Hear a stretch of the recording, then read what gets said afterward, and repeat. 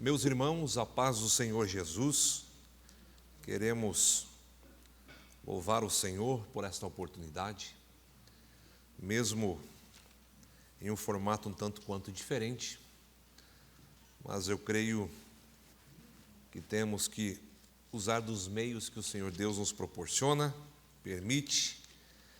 Queremos louvar a Deus pela vida do pastor Aguinaldo, dos obreiros desta amada igreja. Sempre é um prazer poder retornar a esta casa de oração, todos os irmãos que se fazem presentes.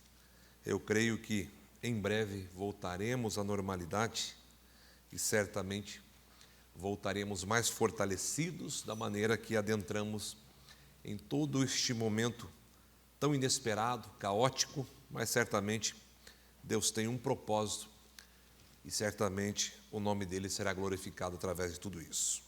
Queridos, eu quero compartilhar com os irmãos um texto que o Senhor colocou em meu coração, o Evangelho, segundo escreveu São Marcos, capítulo de número 10, verso de número 46, texto bastante conhecido de todos nós, mas eu creio que Deus tem algo a falar conosco, você que está nos acompanhando através das redes sociais, fique atento, por certo, Deus há de falar ao seu coração. Evangelho segundo escreveu São Marcos, capítulo 10, verso 46 a seguir, nos diz assim: E depois foram para Jericó. E saindo ele de Jericó com os seus discípulos e grande multidão, Bartimeu o cego, filho de Timeu, estava assentado à beira do caminho mendigando. Ouvindo que era Jesus de Nazaré, começou a clamar dizendo: Jesus, filho de Davi, tem misericórdia de mim. Somente até aqui. Os irmãos que aqui estão podem assentar-se. E você que está em casa, você que está acompanhando essa transmissão, permaneça atento, porque cada palavra liberada nesta noite, o seu coração pode ser o endereço de Deus nesta noite. Queridos, como disse, mensagem como essa, texto como esse, é aquele texto que todos nós já lemos, já relemos, já ministramos, nós pastores, pregadores, já fomos ministrados, enfim, talvez um dos milagres mais conhecidos dos evangelhos, mas a palavra de Deus, ela se renova a cada dia, e eu tenho a plena convicção que Deus tem algo conosco neste acontecimento bíblico. A Bíblia nos mostra Jesus indo, juntamente com os seus discípulos, o destino, o objetivo de Jesus e a sua caravana que o acompanhava era Jerusalém. O objetivo de Jesus era ir para Jerusalém. Nesta ocasião, Jesus adentraria em Jerusalém assentado em um jumentinho, todos nós conhecemos a história.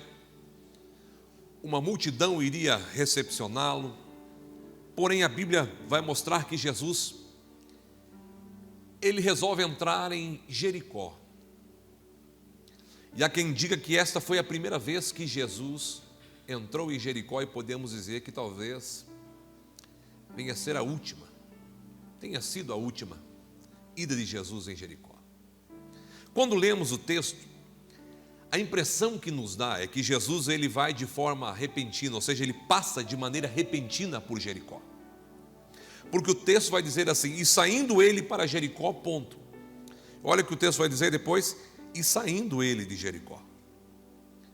Então a impressão que dá é que Jesus passa por Jericó de forma rápida, repentina, mas vale a pena enfatizar que nesta mesma ocasião, um homem chamado Zaqueu sobe no alto de uma árvore para visualizar, para avistar Jesus, e Jesus olha para Zaqueu e faz uma proposta a Zaqueu para que ele viesse descer daquela árvore, porque convinha ao Senhor pousar na casa de Zaqueu naquela noite. Então isso entendemos que Jesus passou pelo menos uma parte de um dia, uma noite toda na cidade de Jericó. Eu quero que você preste atenção no que eu vou dizer, porque quando a gente pega a tradução, o significado, a etimologia da palavra, do nome Jericó, a primeira tradução que nos aparece é a cidade das palmeiras. Ok.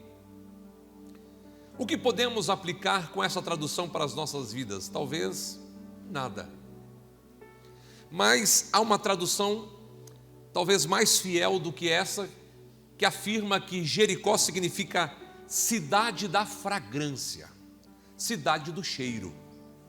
Ok, guarda isso, deixa um pouquinho de lado, porque daqui a pouquinho você vai entender. A Bíblia vai abrir agora um paralelo, em rápidas palavras, em apenas um versículo, vai transmitir um resumo da história de alguém que a Bíblia o apresenta como Bartimeu. A maioria já sabe que Bartimeu é a junção de duas palavras, Bar e Timeu, e o próprio texto vai agora trazer o significado. Bar significa filho e Timeu é o nome do seu pai. Então a Bíblia está dizendo, Bartimeu significa filho de Timeu. Isso também é importante, porque perceba que ele é conhecido em Jericó como o filho de Timeu. Talvez, eu disse talvez, esse não era o nome dele. Talvez este era a maneira que ele era conhecido, a maneira que ele era chamado em Jericó. Certamente você conhece alguém, eu conheço muitas pessoas que eu não sei o nome, mas sei o apelido. E por me apresentar essa pessoa pelo apelido, ao longo do tempo eu insistentemente tenho o chamado pelo apelido, da maneira que me foi apresentado. Talvez Bartimeu então não era o nome dele. E o que isso importa, pastor? Importa porque a Bíblia está mostrando então, a gente seguindo esta linhagem, seguindo então esta crença que ele era conhecido, ele era chamado apenas como filho de Timeu. Isso está mostrando que ele era filho de alguém que marcou talvez uma geração, talvez alguém que teve uma participação efetiva na sociedade de Jericó. A Bíblia não vai nos relatar quem era o seu pai. Porém, a gente estudando um pouquinho, a gente vai descobrir algumas verdades, entre elas a tradução, o significado, a etimologia de Timeu significa aquele que honra a Deus. Então a gente começa agora a montar a história. É alguém que reside na terra do cheiro, na terra da fragrância, alguém que é filho daquele que honrou a Deus, e a Bíblia agora vai apresentá-lo como, ou melhor dizendo, vai apresentar o seu status. E qual é o seu status? Ele está cego, ele está parado na beira do caminho e ele está mendigando. Então nós encontramos aqui 4 verdades. Ele é filho daquele que honrou a Deus, ele estava cego, ele estava parado no meio do caminho e ele estava mendigando. Ok, preste atenção aqui. Quando a Bíblia está relatando que ele está parado no meio do caminho, o termo parado aqui significa ancorado, aprisionado. Então vamos, voltando ao texto, para a gente começar a cada vez mais montar aqui o quebra-cabeça, entender o que está acontecendo, qual é o cenário.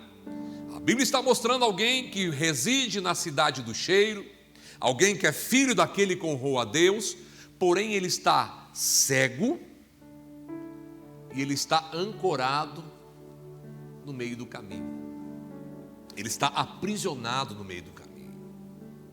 Perceba que no desfecho da história deste jovem, desse homem, perceba que a Bíblia vai relatar que quando ele se encontra com Jesus, quando ele tem um encontro com Jesus e quando Jesus o cura, perceba que a Bíblia vai usar um termo interessante. Em Marcos a Bíblia vai dizer que ele imediatamente voltou a enxergar.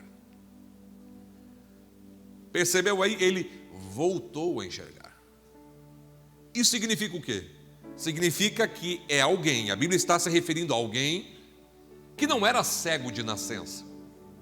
A Bíblia está se referindo a alguém que já havia enxergado em tempos passados. A Bíblia está relatando a respeito de alguém que alguma coisa aconteceu na sua vida que tirou a sua visão. Por isso a gente começa a entender que ele estava parado, que ele estava ancorado, que ele estava aprisionado na beira do caminho. Por quê? Porque alguma coisa aconteceu na sua vida que arrancou a sua visão. Só que a Bíblia ainda vai relatar que ele estava mendigando. Olha só, eu estou me referindo a alguém que é filho de um homem que honrou a Deus. Sabe como é uma casa de um judeu ortodoxo? Um judeu praticante, um judeu fiel? O judeu, ele é diferente da gente brasileiro. Sabe por quê? Porque eu tenho 3 filhos, e eu tenho a Isabela, o Lucas, o Rafael. Se você me perguntar o significado do nome dos meus filhos, eu não sei, irmão. Eu vou ter que usar o Google para descobrir.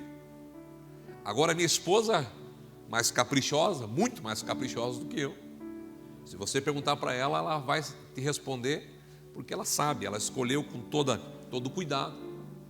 Eu só sei que Rafael significa Deus cura.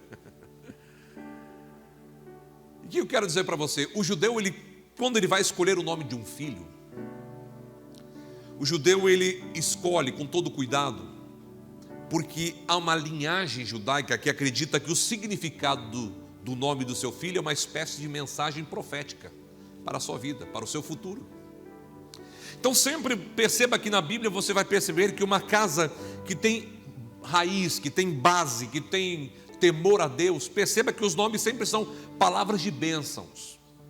Só que o nome dele, se a gente seguir essa linhagem, que aqui é o apelido, a forma que ele era chamado em Jericó, perceba que a sua identidade, ela saiu de cena. Perceba que a sua identidade foi substituída pelo nome do seu pai. Só que agora ele está ancorado, parado, estagnado no meio do caminho. E eu descobri algumas verdades, porque para estar pedindo esmolas, mendigando nos tempos de Jesus, não era tão simples. O Império Romano, ele predominava sobre Israel, ele governava Israel, porém ele obedeceu, ele respeitou as crenças, as tradições judaicas. O que isso significa, pastor? Significa que eles pegaram, então, toda a questão de organização do governo romano, somado com a crença, com a superstição judaica, eles estabeleceram uma regra. Qual era essa regra? Pegando a superstição, porque o judeu acreditava que um portador de deficiência física era alguém amaldiçoado por Deus. O que eles fizeram? Eles então estabeleceram uma regra, eles estabeleceram uma espécie de alvará, ou seja, uma liberação, uma autorização para alguém pedir esmolas, para alguém mendigar nas ruas. Que alvará era esse? Constatado que a pessoa era portadora de deficiência física, o Império Romano então liberava um alvará. Qual era o alvará? Uma capa. Esta capa era lançada sobre os ombros do portador de deficiência física, para que as pessoas reconhecessem de longe que aquela pessoa estava autorizada pelo Império Romano para mendigar. Nesta capa tinha uma águia bordada nas costas, simbolizando a autorização do Império Romano. Bartimeu tinha esta capa. Esta capa estava mostrando para Bartimeu que ele estava condenado a estar ancorado, aprisionado na beira daquele caminho. Bartimeu era alguém que tinha perdido a visão e só ouvia as coisas acontecer ao seu redor. Bartimeu estava começando a se acostumar. A psicologia diz que o ser humano ele leva 15 dias para se adaptar. Bartimeu talvez estivesse há alguns anos já nessa situação. Só que Bartimeu está em um estado que a Bíblia está mostrando que ele está ancorado, que ele está aprisionado. Quando as pessoas passavam diante de um portador de deficiência física e esse estivesse na condição de estar pedindo esmolas, as pessoas rapidamente atendiam, as pessoas rapidamente estendiam as suas ofertas, doavam as suas esmolas, porque eles acreditavam que se eles passassem diante daquela pessoa e as ignorassem, assim como costumeiramente a gente às vezes faz nos sinaleiros, quando alguém bate na janela do nosso carro, a gente disfarça, porque nós não temos esse costume, essa tradição, muito menos superstição. Pelo contrário, somos tomados, não generalizando, é claro, mas a sociedade em geral tem sido cada vez mais preconceituosa. Agora o judeu não, quando ele passava diante de alguém, quando ele reconhecia, quando eles visualizavam, avistavam a águia bordada na capa, eles diziam: nós vamos dar esmolas, porque eles acreditavam que se eles ignorassem, eles poderiam herdar aquela maldição, superstição. Então, quando eu olho para a história desse rapaz, desse jovem, desse homem, eu não sei a idade dele, eu vejo alguém que é colocado, talvez autorizado em estar naquele devido ponto, naquele espaço, e aquele rapaz, esse homem agora, ele é um modelo, um manequim para Jericó. Talvez para muitos ele poderia até mesmo ser motivo de chacota, de questionamentos. Por quê? Prestou atenção no que eu disse no início da mensagem? Ele era filho daquele que honrou a Deus. Começou a entender agora a montagem desse quebra-cabeça, dessa revelação? É alguém que é filho de crente, irmão. É alguém que talvez cresceu ao longo da sua vida, ouvindo os ensinamentos do seu pai. Eu comecei a dizer aqui, e agora quero completar, numa casa onde o judeu é ortodoxo, é temente a Deus. Quando o pai descobre que a sua esposa está grávida, o que ele faz?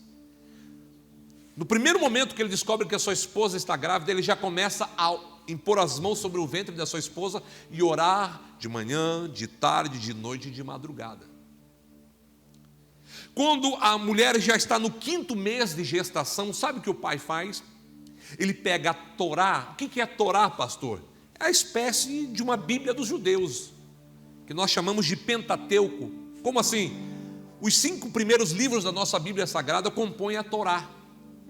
O que isso importa, pastor? Importa porque o judeu, ele já entendeu que uma criança, quando ela está em formação dentro do ventre da sua mãe, no 5º mês de gestação, ela já começa a ter as primeiras percepções do que está ocorrendo pelo lado de fora do ventre da sua mãe.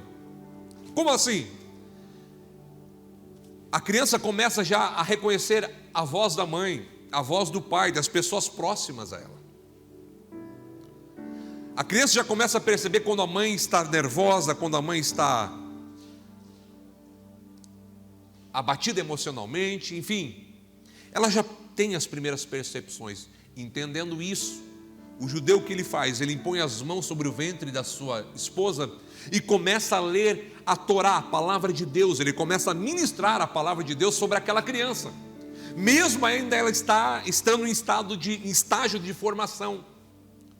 Daí sabe o que acontece? Quando a criança alcança 8 anos de idade, ou melhor dizendo, ele vem ao longo dos anos dando continuidade a esta ministração sobre a criança após o nascimento. Quando a criança tem 8 anos de idade, ela já começa a ter o primeiro contato com a Torá. Ela mesma começa a ler, começa a estudar a palavra de Deus. Por isso é que uma criança de 12 anos de idade, em uma casa judaica, já tem a condição de ler, citar os 5 livros da nossa Bíblia de cor e salteado. Porque ela foi preparada, porque ela foi ministrada. Então, se a Bíblia está dizendo que esse jovem, que esse rapaz era filho de alguém que honrou a Deus, eu quero acreditar que Timeu vinha desta linhagem, vinha desta doutrina. Com isso podemos entender que esse jovem, esse rapaz, esse homem, Bartimeu, foi alguém que cresceu aos pés do seu pai, ouvindo a palavra de Deus. Foi alguém que cresceu ao longo da sua vida, criando a esperança que um dia o sol da justiça iria raiar e traria debaixo das suas asas a salvação. Só que a vida ela é dura, irmão. Nós vivemos em uma terra de aflição. É muito bom cantar sabor de mel, mas nem sempre a vida vai ser composta por momentos saborosos, doces. Prova é que agora ele estava cego. Prova é que agora ele estava preso no meio do caminho. Prova é que agora ele está só ouvindo as coisas acontecer ao seu redor, talvez ouvindo risos e ele não tinha vontade de rir. Talvez ele ouvia questionamentos e talvez ele pensava no seu coração: como eu queria ter esse problema que você está tendo, porque certamente você não gostaria de vivenciar o que eu estou vivenciando. Talvez é alguém que estava, ou melhor dizendo, tinha tudo para desistir. Só que a Bíblia vai dizer que ele estava mendigando. Como assim, pastor?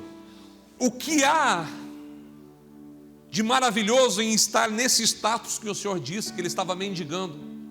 Preste atenção. Se você fizer a comparação do coxo que é colocado à porta do templo em Atos 3, perceba que o coxo ele estava pedindo esmolas. Perceba que Bartimeu ele não está pedindo esmola, ele está mendigando. Pastor, mas é a mesma coisa. Eu vou te provar que não é a mesma coisa. Porque pedir esmola, olha, irmão, o coxo foi colocado na porta do templo. Eu disse para você de toda a superstição judaica. Então quando eu vejo, ou melhor dizendo, quando eu imagino o coxo na porta do templo pedindo esmola, é uma espécie de pedágio que ele estava cobrando. Porque quando alguém iria adentrar no templo para orar, tinha que passar pelo coxo e o coxo dizer: dá-me uma esmola. Como eles tinham receio, medo, porque a superstição pairava sobre eles, dizendo que era maldição se você não estendesse as mãos para alguém que era portador de deficiência física. Sabe o que significa? Que eles estavam cobrando pedágio. E a palavra esmola significa façam justiça, cumpram a lei.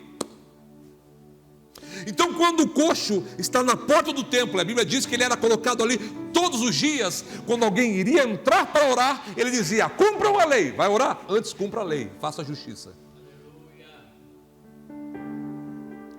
Só que vamos ser sinceros, irmãos, esmola não vai trazer justiça para ninguém. Migalhas não trarão restauração e restituição na vida de ninguém. Porque eu e você fomos gerados, meu irmão, minha irmã, não para pedir esmolas, não para estar em um status onde a gente vai depender da bondade, da caridade do mundo. Porque o coxo está nesta situação. E Bartimeu está mendigando. Qual que é a diferença, pastor? Mendigando, o verbo mendigar aqui significa, olha só, significa estar à espera de socorro. Perceba que quem é doutrinado, quem tem a vida alicerçada na palavra de Deus é diferente.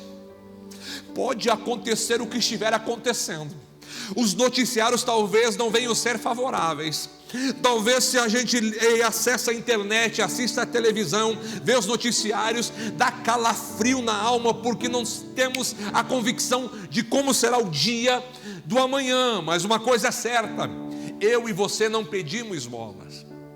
Eu e você estamos à espera do socorro.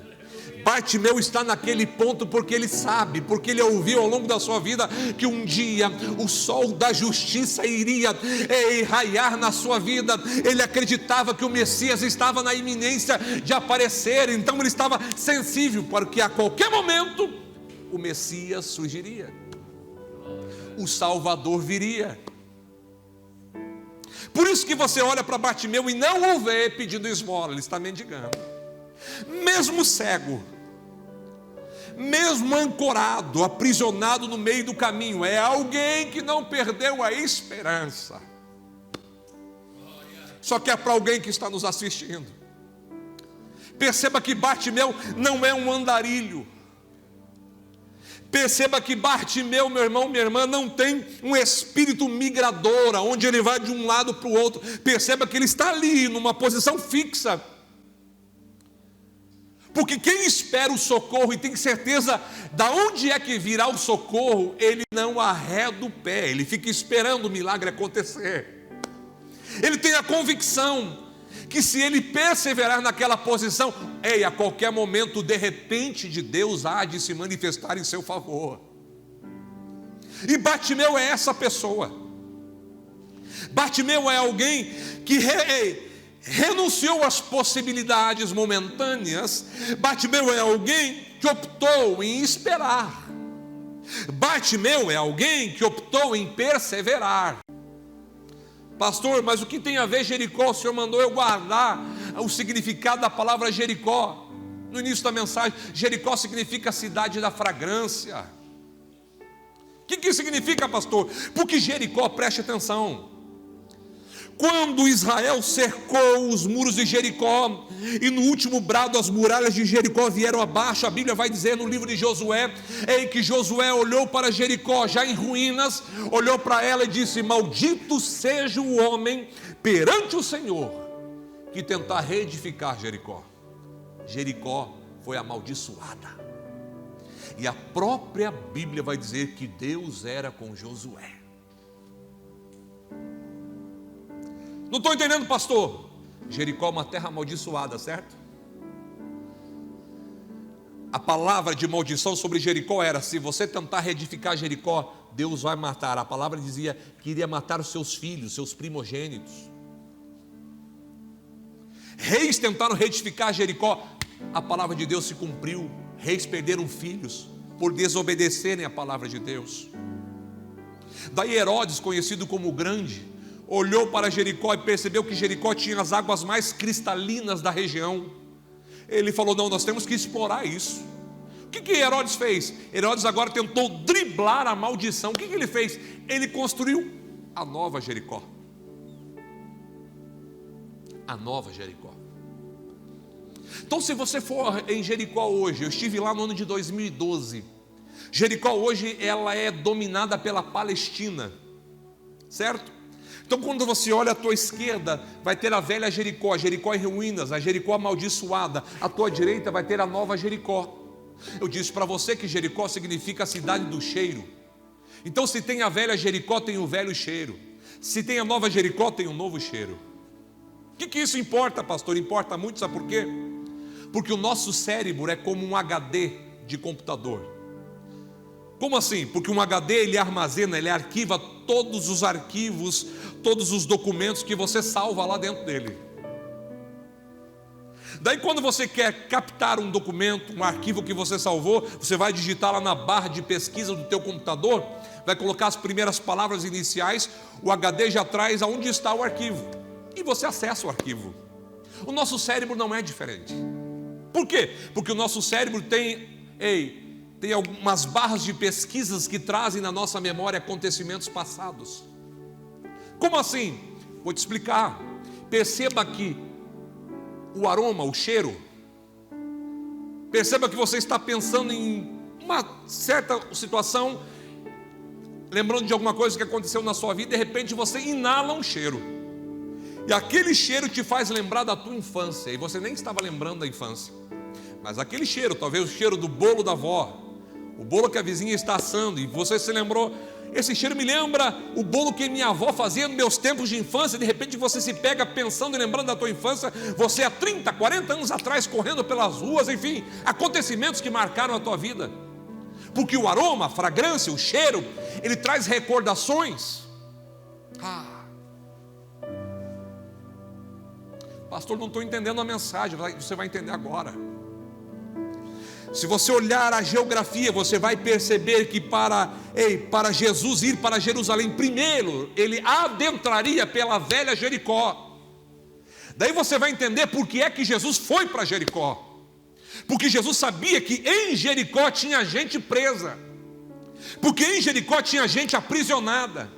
E se ele teve que entrar pela velha Jericó, porque primeiro a velha Jericó era mais importante do que a nova. Para Jesus a velha Jericó era mais importante, por quê? Porque a velha Jericó simbolizava passado, porque a velha Jericó simbolizava acontecimentos que marcaram e aprisionaram vidas. Agora, a Bíblia está mostrando o quê? A Bíblia está mostrando que Jesus vai adentrar em Jericó. Perceba que Jesus vai com os discípulos para Jerusalém. Jesus entra com os discípulos em Jericó.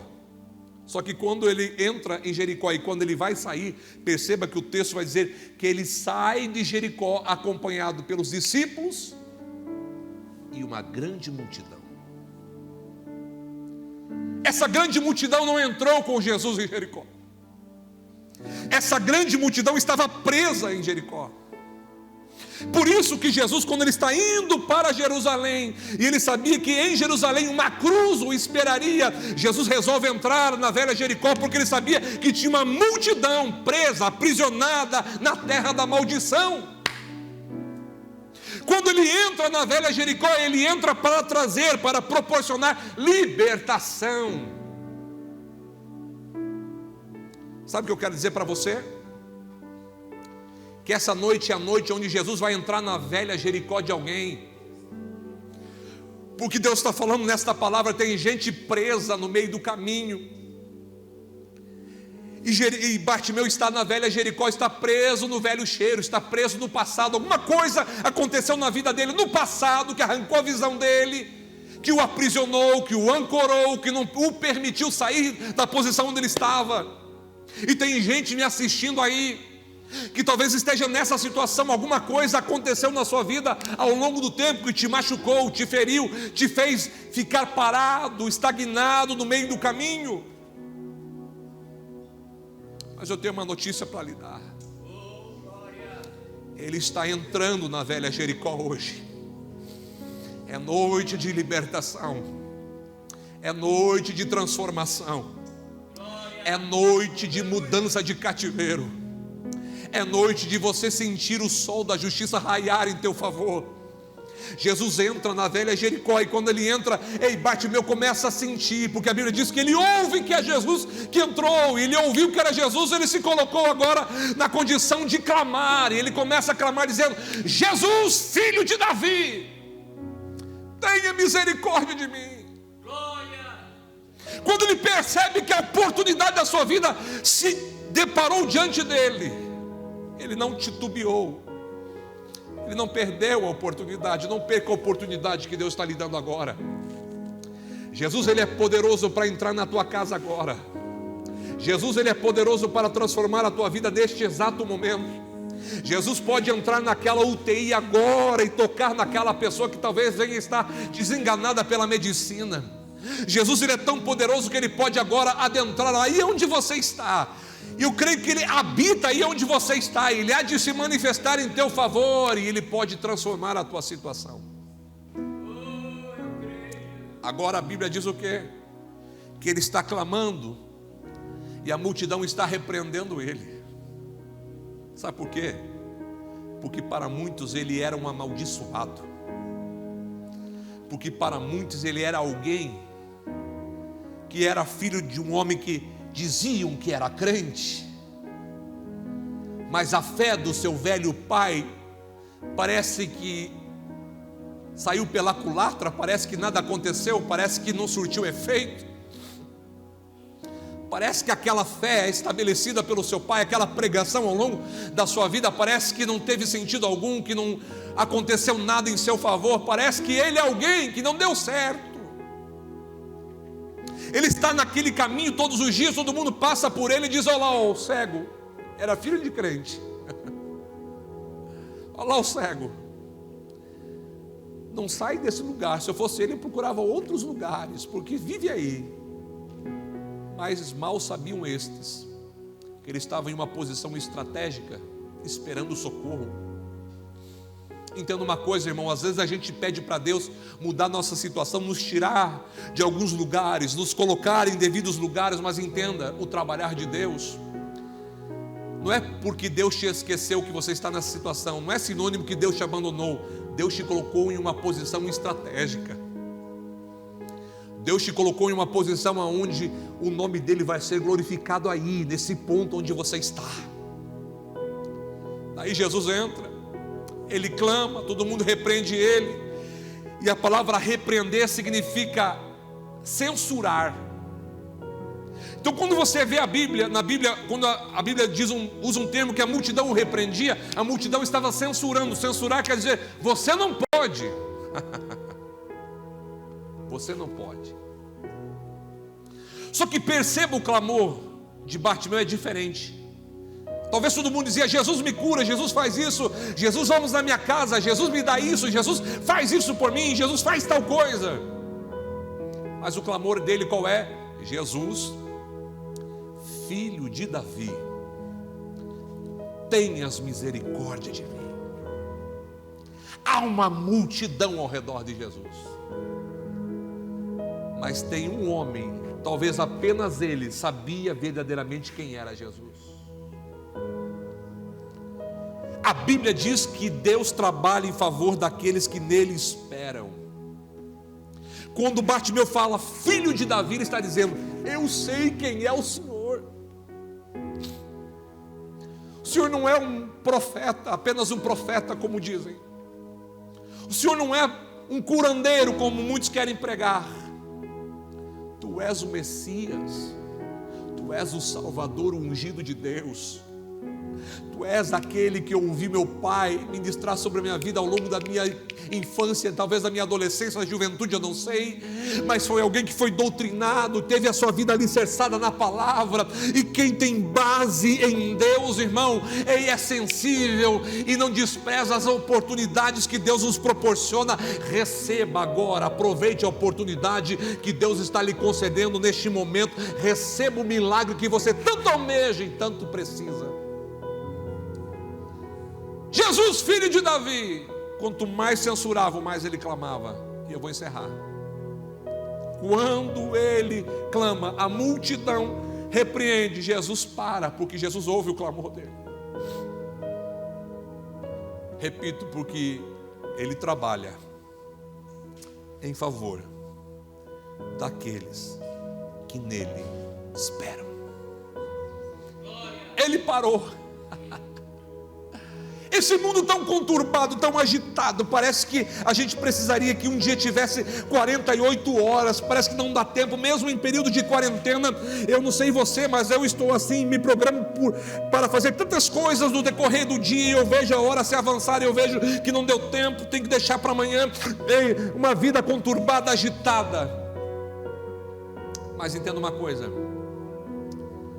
enquanto você clama, ele para ouvir o teu clamor.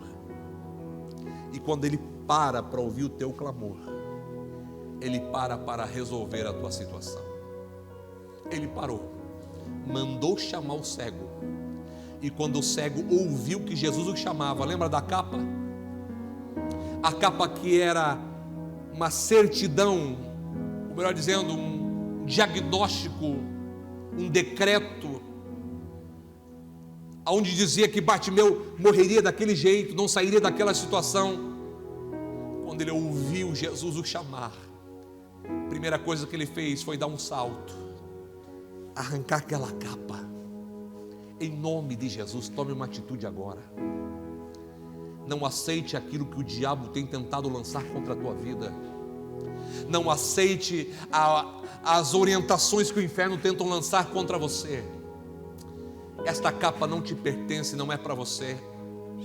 Seja tomado pela ousadia do Espírito Santo e arranque esta capa que o mundo tentou lançar contra a tua vida. Esse decreto que o mundo tentou decretar na tua história. E ele se apresenta diante de Jesus. E Jesus pergunta a ele: o que queres que eu te faça? O que queres que eu te faça?